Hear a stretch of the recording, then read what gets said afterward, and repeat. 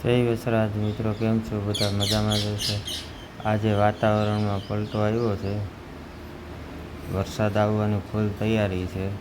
11/5/2025 આજે આપણે મંડપમાં જવાનું છે, એટલે આપણે થોડોક સારો પૂરો કરી લઈએ ઢોરનો.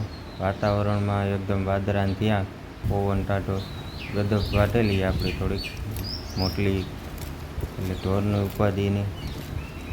આ જુઓ તમે, ગદપ આપણે વાઢીએ.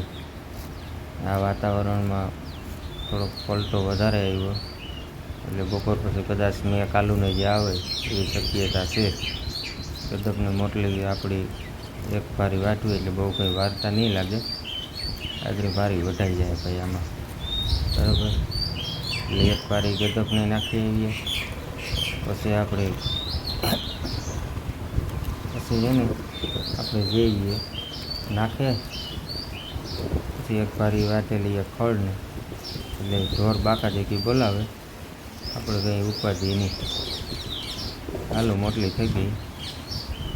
મોટલી ચડાવે, આગળ જઈએ, એક મોટલી નાખી આવીએ, પછી એક મોટલી ખળને વાટેલી, એટલે ઉપાધિ કાં બીજું. આવો મંડપ કરવા આજે બધા મોરમાં તો